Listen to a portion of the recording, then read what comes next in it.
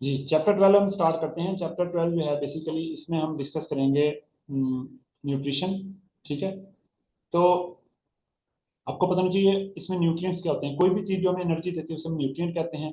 और उस न्यूट्रिएंट को हासिल करना और उससे को डाइजेस्ट करना, फिर उससे बॉडी की ग्रोथ करवाना, बॉडी की रिपेयर करवाना और बॉडी की एक्टिविटीज करवाना, जिससे ऑर्गेनिज्म जो है वो अपने आप को मेंटेन रख लेता है, इसे नाम पे देते हैं हम न्यूट्रिशन। ठीक है बेटे। तो इसके बाद आपके सामने न्यूट्रिशन की दो टाइप्स हैं, एक ऑटोट्रॉफिक न्यूट्रिशन होती है और एक हेटरोट्रॉफिक न्यूट्रिशन होती है। जो ऑटोट्रॉफिक न्यूट्रिशन होती है, ऑर्गेनिज्म अपनी खुराक खुद तैयार करते हैं, हेटेरो में अपनी खुराक खुद तैयार नहीं करते। आपको यहाँ से एमसीक्यूज आएगा, मैं पहले बता रहा हूँ। ठीक है, कि mineral nutrients in plants, mineral nutrition in plants, इधर रखना। तो जो मिनरल न्यूट्रिशन इन प्लांट्स होते हैं ना, मिनरल न्यूट्रिशन इन प्लांट्स में अगर आप देखें तो प्लांट में कौन कौन से मिनरल है, उनका क्या रोल होता है। नाइट्रोजन जो होता है ये प्रोटीन बनाने में रोल प्ले करता है। फास्फोरस जो है वो एटीपी बनाने में रोल प्ले करता है। इसके अलावा ये बहुत सारे कंपाउंड में पाया जाता है।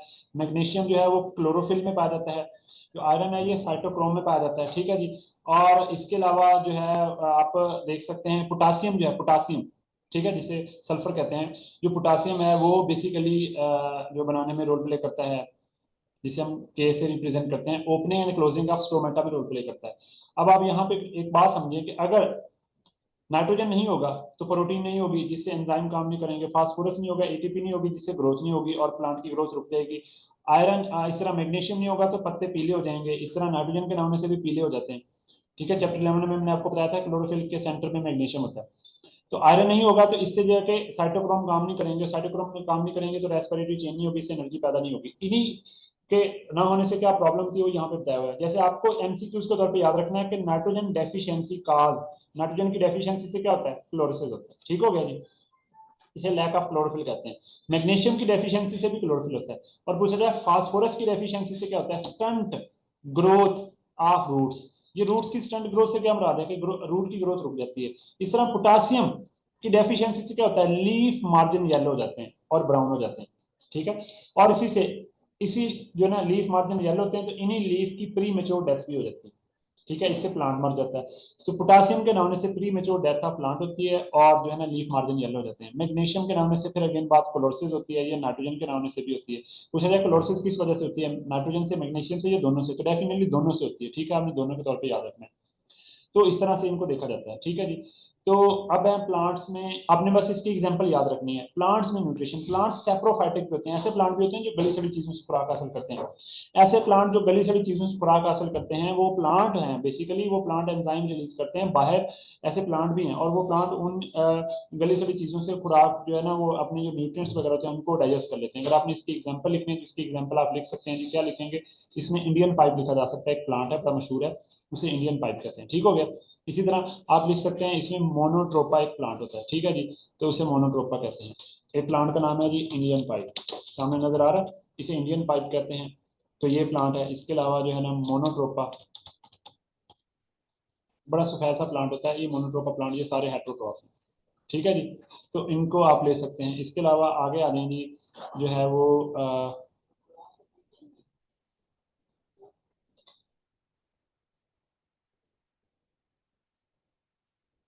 पैरासाइटिक प्लांट, ऐसे प्लांट जो दूसरे प्लांट से फायदा हासिल करते हैं बदले में नुकसान पहुंच जाते हैं, ये डोडर प्लांट्स होते हैं। ये प्लांट क्या होते हैं बेसिकली, बेटे बेटे ये प्लांट जो होते हैं ना, ये बेसिकली ऐसे प्लांट होते हैं डोडर प्लांट, जो इन्हें कोस्कोटा कहते हैं, ये दूसरे प्लांट से खुराक हासिल करते हैं और उसमें अपने जो है ना स्ट्रक्चर अब्जॉर्ब करने के लिए न्यूट्रिएंट अपने स्ट्रक्चर उसमें पेनिट्रेट कर देते हैं। तो ये किसका काम होता है, ये प्लांट मोनोट्रोप, ये डोडर प्लांट है, ये पैरासाइट है, प्लांट पैरासाइट है। ठीक है जी, ये बड़े बड़े दरख्तों के ऊपर ये पीले रंग की बेल होती है। इसमें पक्सीनिया लिखा है, ये पक्सीनिया फंगस है, पैरासाइटिक फंगस है, प्लांट नहीं है। तो टॉपिक प्लांट पढ़ रहे हैं। सिम्बियोटिक ऐसे प्लांट भी होते हैं जो दूसरों से फायदेमंद रिलेशन बनाते हैं। लाइकन में प्लांट रिलेशन बनाते हैं फंजाई के साथ, ये गलत बात है। फंजाई और एलजी के रिलेशन को लाइकन कहते हैं, लेकिन उसने प्लांट के अंदर ये लिख दिया, वैसे लिख दिया। माइक्रोराइजी रिलेशन है असल में प्लांट और फंगस के दरमियान, तो प्लांट की रूट और फंगस के दरमियान रिलेशन इसे माइक्रोराइजी कहते हैं। लेग्यूमिनस में प्लांट होते हैं, जैसे आपको डायग्राम में दिखाया कि ये प्लांट है, ये प्लांट की रूट के ऊपर आप देखें तो एक लेग्यूम सा बना हुआ है। लेग्यूम किसे कहते हैं, उभरा हुआ हिस्से को। ठीक है जी, तो ये जो बड़ा हुआ ना इसे इसे नड्यूल्स कहते हैं, बेसिकली एक उभरा हुआ हिस्सा। तो प्लांट की रूट में नड्यूल्स बनती हैं, उन नड्यूल्स में नाइट्रोजन फिक्सिंग बैक्टीरिया होते हैं, जैसे ये दिखाया हुआ है। तो नाइट्रोजन फिक्सिंग बैक्टीरिया क्या करते हैं, नाइट्रोजन को फिक्स करते हैं। ठीक है, इस डायग्राम में देखें यहाँ पे, तो नाइट्रोजन को फिक्स करते हैं और नाइट्रोजन को फिक्स करके ये क्या प्रिपेयर करते हैं जी, खुराक तैयार करते हैं। ठीक है, अब मैं आपको बताता हूँ, ये है रूट नड्यूल, इसमें रूट के ऊपर बैक्टीरिया है तो ग्रोथ हुई, इससे रूट नड्यूल बन गया, और इन बैक्टीरिया ने नाइट्रोजन फिक्स की प्लांट को दी, प्लांट की ग्रोथ हुई, और प्लांट ने बदले में इनको स्पेस दी रहने के लिए, तो इसे नाम देते हैं इसे नाम देते हैं हम रूट नड्यूल रिलेशन। तो ये लेग्यूमिनस प्लांट होते हैं, फलीदार पौधे, वो ये बैक्टीरिया बनाते हैं, वो ये प्लांट ये रिलेशन बनाते हैं। अच्छा, ये वाला जो है ना, ये डायग्राम लाइकन की दिखाई गई है कि ये धागे हैं फंगस के हाइफी, और ये दरमियान में एल्गल सेल है, इनके दरमियान बेनिफिशियल रिलेशन है, इसे हम नाम देते हैं जी बेसिकली लाइकन। तो इन कुछ प्लांट इंसेक्टिवरस होते हैं, याद रखना है ये इंसेक्टिवरस प्लांट ट्रू ऑटोट्रॉफ होते हैं। मैंने क्या बोला, ये क्या होते हैं? ट्रू ऑटोट्रॉफ है, ये अपनी खुराक खुद तैयार करते हैं। लेकिन मजे की बात पता है क्या है, ये सिर्फ नाइट्रोजन लेने के लिए दूसरे एनिमल पे अटैक करते हैं। इसमें पिक्चर प्लांट है, इसकी एग्जांपल याद रखनी है, सारासिना पिकोरी है, इसमें पिक्चर लाइक स्ट्रक्चर होती है। वेनस फ्लाईट्रैप में एग्जांपल डेवना म्यूसिपुला है, ठीक है।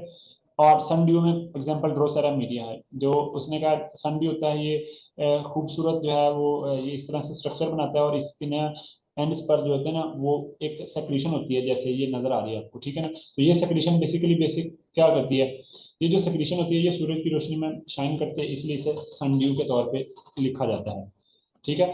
तो ये जो प्लांट होते हैं ये खुशबू पैदा करते हैं, जिससे ये इंसेक्ट्स को अपनी तरफ अट्रैक्ट करते हैं, ठीक हो गया। Mode methods of animal nutrition, मुख्तलिफ एनिमल है, डेट्राइटिवोर से गली सड़ी चीज़ों को खाते हैं, एग्जाम्पल याद रखनी है, अर्थवर्म।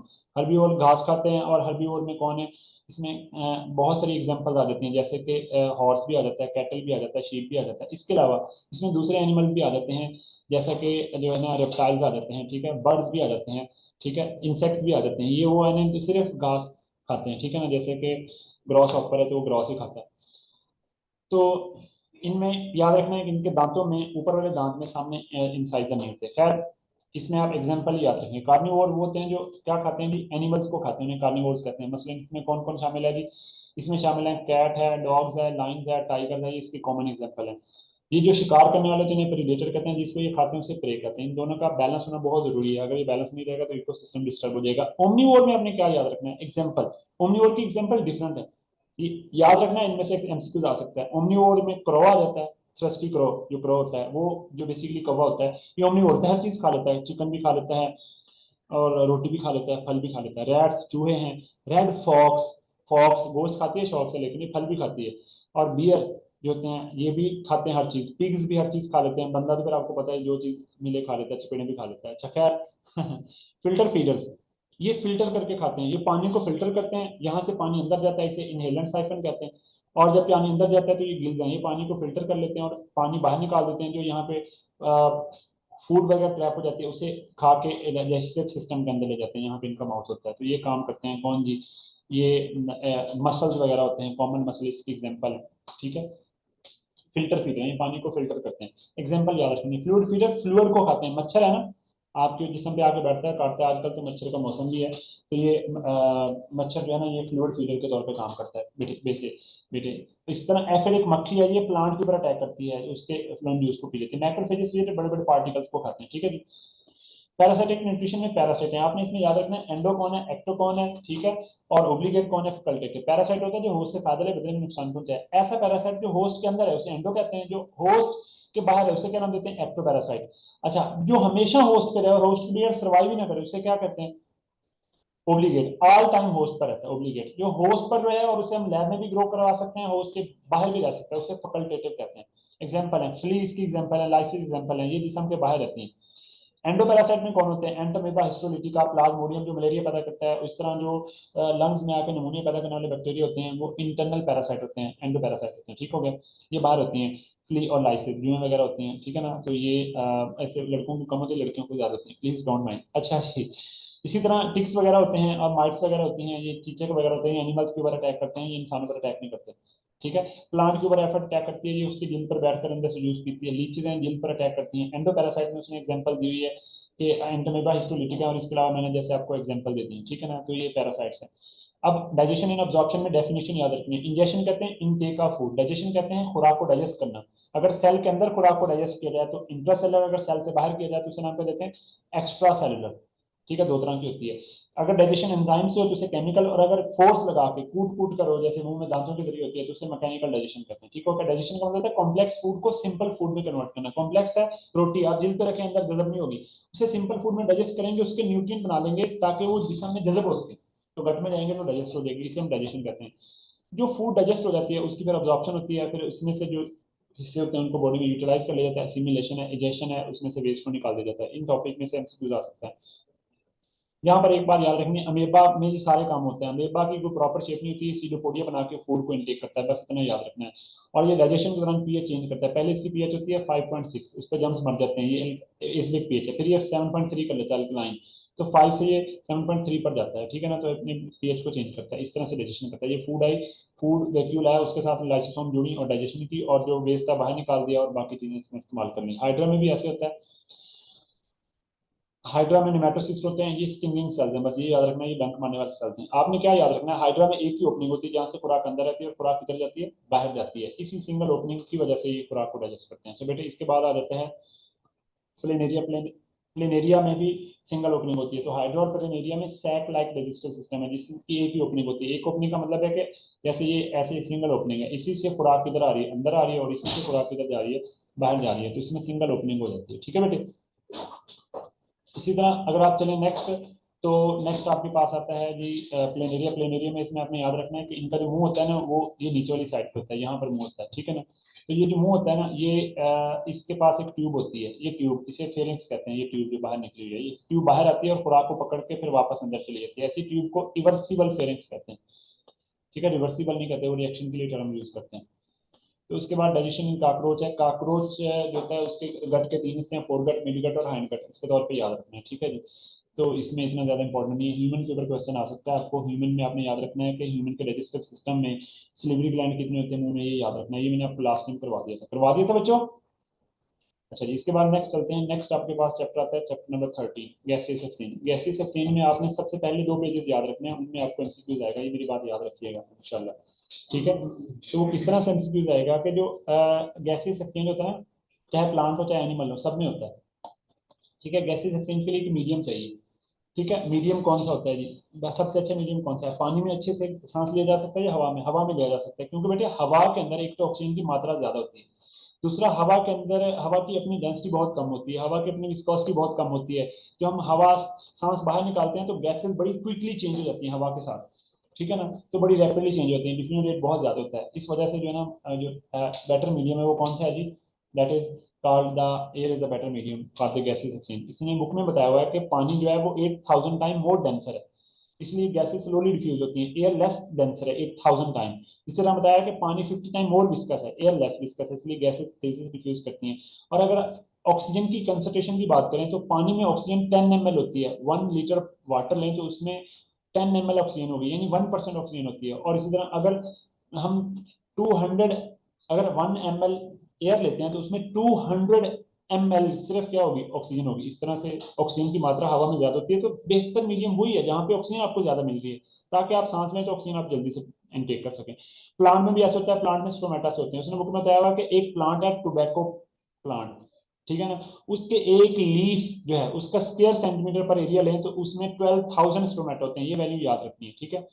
और बाकी चीजें मैंने आपको चैप्टर 4 में बताई थी कि लीफ के अंदर जो एयर स्पेसेस होती हैं, खाली जगह होती है, मेसोफिल सेल में खाली जगह के साथ साथ उनको फिल किया होता है। तो फोटो रेस्पिरेशन एक अलग से प्रोसेस है कि ये रेस्पिरेशन जो दिन के वक्त फोटो रेस्पिरेशन करते हैं। पूछा जाए फोटो रेस्पिरेशन में कौन कौन सी ऑर्गेनेली इन्वॉल्व होती है, तो इसमें इन्वॉल्व होती है माइटोकॉन्ड्रिया, पेरोक्सिसोम और क्लोरोप्लास्ट, ठीक है ना। ये रिएक्शन क्लोरोप्लास्ट में होता है, उसके बाद ये रिएक्शन पेरोक्सिसोम में होता है, और ये रिएक्शन क्या होता है, माइटोकॉन्ड्रिया में। तो ये रिएक्शन तब होता है जब प्लांट को बहुत ज्यादा गर्मी लगे और स्टोमेटा बंद कर ले, जिससे प्लांट के अंदर क्या ज्यादा हो जाती है, फोटोसिंथेसिस की वजह से ऑक्सीजन ज्यादा हो जाती है। उसने उस ऑक्सीजन को खत्म करना है और कार्बन डाई पैदा करनी है, क्योंकि वो स्टोमेटा बंद कर लिए, गर्म दिन था, पानी का लॉस हो रहा था, तो पौधा मर जाता था, इसलिए उसने ये काम कर लिया, ठीक है बेटे। तो इस तरह से जो है ना आप इस टॉपिक को अंडरस्टैंड कर सकते हैं। तो बहरहाल इसमें यही बात याद रखनी है, ये प्रॉपर्टीज है रेस्पिरेटरी सरफेस की। कोई भी रेस्पिरेटरी सरफेस है उसकी कौन सी प्रॉपर्टीज होती है, उसका सरफेस एरिया बहुत ज्यादा होता है, होना चाहिए, और मॉइस्ट होना चाहिए। मॉइस्ट होने से पानी आ जाता है, पानी में ऑक्सीजन की कंसंट्रेशन कम है तो पानी डिफ्यूजन रेट को इंक्रीज कर देता है। थिन एपिथेलियम, वो जिस जगह गैसों का तबादला हो रहा है वो सरफेस बहुत बारीक होनी चाहिए, जितनी बारीक होगी गैसों का तबादला उतना ज्यादा होगा। हमारे लंग्स में एल्वुलस होती हैं वो जो सरफेस बनाती हैं, थिन एपिथेलियम, और सिंगल सेल होती हैं, ठीक है जी। वेंटिलेशन, वहां पे फ्रेश एयर आती रहे तभी वो गैसेस डिफ्यूज करेंगी। अगर हम मुंह बंद करके सांस अंदर बाहर मुंह के अंदर ही करते रहे तो उससे कोई फायदा नहीं होगा, क्योंकि जो हवा बाहर निकालेंगे वही अंदर जाएगी, तो उससे जो है ना उसमें ऑक्सीजन जो है ना वो होगी नहीं। तो आप सांस तो ले रहे होंगे लेकिन आपको उससे कोई फायदा ही नहीं होगा। फिर जहां से गैसों का तबादला हो रहा है उस पे नेटवर्क ऑफ कैपिलरीज होना चाहिए। जब नेटवर्क ऑफ कैपिलरीज होगा तो गैसों का तबादला ज्यादा होगा। ठीक है बच्चों, हाइड्रा में कुछ सिस्टम नहीं होता है, जस्ट डिफ्यूजन से गैसेस चेंज होती हैं। अर्थ फॉर्म में भी कोई सिस्टम नहीं होता, स्किन से गैसों का तबादला होता है। ठीक है, और रेस्पिरेशन कॉकरोच में प्रॉपर सिस्टम होता है, उसे ट्रेकियल सिस्टम कहते हैं। उसमें इसकी बाहर को ओपनिंग होती है, उन्हें जिल से बाहर को ओपनिंग होती है, उन्हें स्पाइरिकल कहते हैं। 10 पेयर होते हैं, टोटल 20 होते हैं। मैं बताता हूँ, अगर आप ये कॉकरोच देखें तो इसमें यहाँ पर यहाँ पर यहाँ पर यहाँ पर यहाँ पर यहाँ पर ये ओपनिंग है।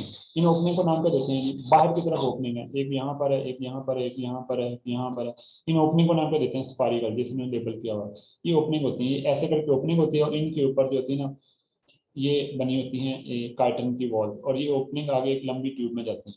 इस ट्यूब को ट्रेकिया कहते हैं, और ट्रेकिया के अंदर आगे एक सिरे से बंद छोटी छोटी ट्यूब्यूल्स होती हैं, उन छोटी छोटी ट्यूब्यूल्स को ट्रेक्यूल कहते हैं। तो ये हवा है, ये स्पारिकल से यहाँ जाएगी हवा, यहाँ आ गई, अब ये ट्रेकिया में जाएगी, ट्रेकिया से ट्रेक्यूल में जाएगी, यहाँ से ऑक्सीजन अंदर डिफ्यूज कर देगी, सिर्फ ऑक्सीजन, बाकी गैसेज नहीं। तो जो कार्बन डाई है वो इसी तरह से यहाँ से वापस आ जाएगी, इधर आ जाएगी, और यहाँ से फिर कार्बन डाई हवा के जरिए किधर चली जाएगी? बाहर चली जाएगी। इस तरह से रेस्पिरेटरी सिस्टम होता है किसमें? कॉकरोच में। ऐसे सिस्टम को ट्रेकियल सिस्टम कहा जाता है। फिशेज जो होती हैं वो गिल से सांस लेती हैं, आपको ये पता होना चाहिए। फिशेज में गैसेज कहाँ से होता है? फ्रॉग में 3 जगह से गैसों का तबादला होता है, और वो 3 जगह कौन कौन सी हैं बेटे? ये आपको पता होना चाहिए, यहाँ से एमसीक्यूज आपको आएगा, मेरी बात याद रखिएगा, ठीक है। तो फ्रॉग में 3 जगह से गैसों का तबादला होता है। एक होता है लंग्स से, उस गैसों के तबादले को पल्मोनरी रेस्पिरेशन कहते हैं।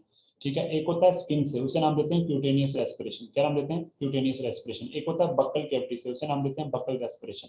ठीक है, तो फ्रॉग में कितनी जगह से गैसों का तबादला होता है? 3 जगह से। मुंह में जो हवा जाती है वो जैसे मुंह में पहुंचती है तो बक्कल की लाइनिंग से गैसों का तबादला होता है, उसे बक्कल बक्कल रेस्पिरेशन कहते हैं। और वही हवा जब लंग्स में जाती है तो लंग्स का तबादला होता है, उसे हम ट्रेकियल रेस्पिरेशन कहते हैं। और उसी हवा से अगर यह वो जिल्द के पास है तो वहां से तबादला हो रहा है पानी के साथ, उसे क्यूटेनियस रेस्पिरेशन कहते हैं, क्यूटेन जिल्द को कहते हैं। इसलिए तो कहते हैं डड्डू हाइबरनेशन में चले जाएं, फ्रॉग हाइबरनेशन में चले जाएं तो वो सोए रहते हैं। सोए रहने का मतलब क्या होता है?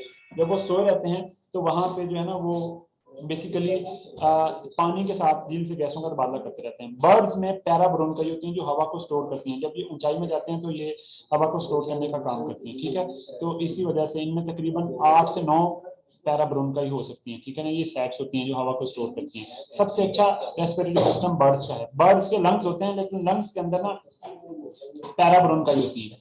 तो पैराब्रोनकाई क्या होती है मैं आपको समझाता हूँ। मसलन ये लंग्स है ना, तो ये पैराब्रोनकाई ऐसी ट्यूब होती है, दोनों सिरों से खुली है, इधर से हवा आती है, इधर से हवा चली जाती है, तो हवा का ज्यादा से ज्यादा एक्सचेंज हो जाता है ब्लड के साथ। तो इनके लंग्स में एल्वोलाई नहीं होती, मैंने क्या बोला है, सिर्फ क्या होती है? पैराब्रोनकाई होती है। किसके लंग्स में? ठीक है जी, किसके लंग्स में? बर्ड्स के लंग्स में। तो आपने कभी मुर्गी ज़िबा करके देखी हो तो मुर्गी के अंदर जो होती है ना वो सिर्फ पैराब्रोनकाई होती है। अच्छा, इसके बाद अगर आप गौर से देखें, एयर पैसेज वे इंसान के अंदर गैसों का तबादला आ जाता है, तो इंसान में आपको पता होना चाहिए लेरिंक्स वॉइस बॉक्स है, बस ये छोटे छोटे टर्म पता होने चाहिए। इसमें वोकल कॉर्ड होता है जिससे वॉइस पैदा होती है, और इतनी ज्यादा चीजें नहीं पता नहीं। ब्रोनकाई और ब्रोंक्यूल्स में से लंग्स में कौन होती है? दोनों होती हैं, क्योंकि लंग्स में ब्रोनकाई जाके मजीद आगे डिवाइड होकर छोटी छोटी ब्रोनकाई बनाती है। तो लंग्स के अंदर भी ब्रोंकाई होती है, और ब्रोंक्यूल वो नाली होती है जिनमें कार्टिलेज नहीं होता, ये सिर्फ लंग्स के अंदर पाई जाती है। लंग्स के एंड पे एल्वुलाई होती है, तो लंग्स के नीचे एक मस्कुलर शीट होती है उसे डायफ्राम कहते हैं। लंग्स के प्रोटेक्टिव कवरिंग उसे प्लूरा कहते हैं। ठीक है, ये छोटी छोटी टर्म्स आपको पता होनी चाहिए, इसमें आपको इतना ज्यादा वो फोकस और परेशान होने की जरूरत नहीं है। नॉर्मली हम 15 से 20 दफा सांस लेते हैं, और मैक्सिमम हम 30 दफा सांस ले सकते हैं according to your book. 10th में आपको पता था 40 दफा सांस लिखा हुआ है, लेकिन 30 दफा ही लेते हैं। ठीक है, तो इसी तरह जो हवा अंदर जाती है, हवा अंदर आती है उसे इंस्पिरेशन कहते हैं, हवा बाहर निकालने को हम एक्सपिरेशन कहते हैं। तो रेस्पिरेशन में जो है ना वो ट्रांसपोर्ट ऑफ ऑक्सीजन, जैसे हम सांस लेते हैं तो हमारी हवा जो है ना लंग्स में पहुंचती है, अब उसने गैसों का तबादला करना है, तो जो गैसों का तबादला हो गया, ब्लड में चलेगी ऑक्सीजन, और ब्लड से उसे टिश्यू तक कौन पहुंचाएगा? हीमोग्लोबिन। तो हीमोग्लोबिन ऑक्सीजन को ट्रांसपोर्ट करती है। हीमोग्लोबिन को अफेक्ट करने वाले फैक्टर हैं, कार्बन डाइऑक्साइड ज्यादा हो तो ट्रांसपोर्ट कम होती है, टेम्परेचर ज्यादा हो तो ट्रांसपोर्ट कम होती है। तो क्योंकि टेम्परेचर ज्यादा होने से तो ये होता है कि ऑक्सीजन और हीमोग्लोबिन के दरमियान बॉन्ड टूट जाता है, और कार्बन डाइऑक्साइड ज्यादा होने से कार्बन डाइऑक्साइड हीमोग्लोबिन के साथ कंबाइन कर देती है। पीएच ज्यादा होने से जो है ना ट्रांसपोर्ट ऑफ कार्बन डाई ज्यादा होती है, लेकिन ये अप टू लेवल, उस लेवल के बाद जो है ना वो ये काम खत्म हो जाता है। ट्रांसपोर्ट ऑफ कार्बन डाई इसी तरह से होती है, याद रखना है। Carbon di 20% carbon di haemoglobin के जरिए ट्रांसपोर्ट होती है, 5% कार्बन डाई ट्रांसपोर्ट होती है किसके जरिए? प्लाज्मा, ब्लड के प्लाज्मा में प्रोटीन होती है, और 70% कार्बन डाई ट्रांसपोर्ट होती है ब्लड के प्लाज्मा में सोडियम के साथ कंबाइन होकर। और रेड ब्लड सेल के अंदर भी जो पोटासियम के साथ कंबाइन होकर पोटासियम बाइकार्बोनेट बनाती है और इस चक्कर में सिर्फ 5% ट्रांसपोर्ट होती है। तो कार्बन डाई रेस्पिरेटरी डिसऑर्डर में कैंसर है, अनकंट्रोल सेल डिवीजन है, ट्यूबरकुलोसिस है, ये बैक्टीरिया से होती है, उस बैक्टीरिया का नाम है माइकोबैक्टीरियम ट्यूबरकुलोसिस। एस्थमा में जो कुछ सेंसिटिव केमिकल्स होते हैं वो आपकी सांस की नाली में जाते हैं, तो सांस की नाली कॉन्स्ट्रिक्ट हो जाती है, जिससे वो प्रॉपर आपको सांस नहीं आता है। एम्फीसीमा में आपकी एल्वोलाई टूट जाती हैं, जिससे ये होता है कि एल्वोलाई बड़ी हो जाती है लेकिन गैसों के सरफेस एरिया कम हो जाता है। पिगमेंट दो तरह के याद रखना, हीमोग्लोबिन और मायोग्लोबिन। हीमोग्लोबिन में 4 चेन है, मायोग्लोबिन में 2 चेन होती है। हीमोग्लोबिन की कैरिंग कैपेसिटी 75% टाइम ज्यादा है, ठीक है, मायोग्लोबिन की कैरिंग कैपेसिटी कम है। हीमोग्लोबिन ब्लड में पाई जाती है और ऑक्सीजन को लंग से लेकर टिश्यू तक ले जाती है और ट्रांसपोर्ट प्रोटीन है। तो मायोग्लोबिन ट्रांसपोर्ट नहीं, स्टोरेज प्रोटीन है, ये सिर्फ मसल्स में पाई जाती है। डाइविंग रिफ्लेक्स, ऐसे मैमल जब वो समंदर में गोता लगाते हैं तो उनके अंदर खुद ब खुद कुछ एक्शन शुरू हो जाते हैं जिसे डाइविंग रिफ्लेक्स कहते हैं। और वो एक्शन ये होते हैं कि वो अपना सांस बंद कर लेते हैं और सांस बंद करने के बाद जो है वो बार बार अपने ब्लड को सर्कुलेट करते हैं। और जो पानी में रहने वाला मैमल और खुश्की में रहने वाला मैमल है, इसमें फर्क क्या है कि खुश्की पर रहने वाले मैमल में ब्लड 5 लीटर है, तो पानी में रहने वाले मैमल में 10 लीटर होगा, ब्लड डबल होता है। ब्लड डबल होता है तो मायोग्लोबिन, हीमोग्लोबिन, ये सारी चीजें डबल हो जाती हैं। लंग्स की टोटल कैपेसिटी कितनी है? 5 लीटर। हम मैक्सिमम जोर लगा के 3.5 लीटर हवा बाहर निकाल सकते हैं। इसका मतलब 1.5 लीटर कभी भी हवा बाहर नहीं आती, ये हवा रेजिडुअल वॉल्यूम है, ठीक है, जो कभी भी बाहर नहीं आता, क्योंकि अगर ये सारा बाहर आ जाए तो लंग्स चिपक जाए और अगली दफा हम सांस ना ले सकें, ठीक है। तो नॉर्मली हम कितना सांस ले रहे होते हैं? ½ लीटर, इसे हम कहते हैं टाइडल वॉल्यूम। टाइडल वॉल्यूम जो हम नॉर्मली इनहेल एक्सहेल कर रहे हैं 0.5 लीटर। मैक्सिमम कैपेसिटी कितनी है? 5 लीटर, ठीक है। तो जो आप मैक्सिमम निकाल सकते हैं वो कितना है? 3.5 लीटर, ठीक है। और जो कभी नहीं आता वो कितना है जी? 1.5 लीटर, ठीक है। हवा जो अंदर आती है उसके अंदर ऑक्सीजन इतने परसेंट है, कार्बन डाई इतने परसेंट है, वाटर वेपर वेरिएबल होते हैं, नाइट्रोजन बाकी सारी चीजें सेम रहती हैं। ऑक्सीजन और कार्बन डाई में फर्क पड़ जाता है। ऑक्सीजन जो हवा अंदर आती है उसमें ज्यादा होती है, जो बाहर जाती है कम होती है। कार्बन डाई जो हवा अंदर आती है उसमें कम, जो बाहर जाती है उसमें ज्यादा होती है। वाटर वेपर वेरिएबल होते हैं। अगर आजकल सांस लें गर्मी में धूप में खड़े होकर तो खुश्क हवा जाएगी, लेकिन जब अंदर आएगी उसमें फुल नमी बड़ी होगी। और बारिश हो जाए एसी के सामने जाकर सांस लें तो वही हवा क्या होगी? नमी वाली होगी, ठीक है, लेकिन बाहर आके फिर भी सैचुरेटेड होगी। इस तरह डस्ट वगैरह हवा में हो सकती है, लेकिन जब लंग्स जाती है तो लंग्स से जब बाहर आती है तो उसमें ना कोई डस्ट नहीं होती, क्योंकि आपके लंग्स में कौन सा सड़कें बनी हुई, वहां पे कौन सा आंधी चल रही है। बेसिकली जो डस्ट होती है वो फिल्टर हो जाती है नेजल केविटी तक। That's all about the chapter 13। Chapter 14 के कुछ नोट्स मिल जाएंगे, वो इतना इंपॉर्टेंट नहीं है। ब्लड के टॉपिक रिलेटेड इंपॉर्टेंट है, इससे ब्लड के फंक्शन वगैरह आप देख लें कि जो ह्यूमन का ब्लड होता है वो क्या काम करता है, उसके फंक्शन है। ब्लड में सेल्स की तादाद कितनी होती है, क्या काम करता है। ये ब्लड में प्लाज्मा है, प्लाज्मा का क्या काम है, प्लाज्मा की परसेंटेज बताइए और ब्लड के ओवरऑल फंक्शन बताए हुए हैं, ठीक है जी। इसी में ज्यादा इंपॉर्टेंट आप देख लें, ब्लड के रिलेटेड ही कोई क्वेश्चन आएगा तो आपको आएगा जी, फंक्शन ऑफ ब्लड बताए हुए हैं ये वाला, ठीक है। ब्लड के बहुत सारे फंक्शन है, ये सादा से हर बच्चे को पता होते हैं। तो चैप्टर 13 और 14 के नोट्स आपको मिल जाएंगे, पीछे रहेगा आपके पास सेकंड ईयर। तो इंशाल्लाह कल से हम सेकंड ईयर स्टार्ट करेंगे जी। बेटे आप में से कोई भी बच्चा कोई भी क्वेश्चन पूछना चाहे तो मुझसे पूछ सकता है जी। Thank you very much.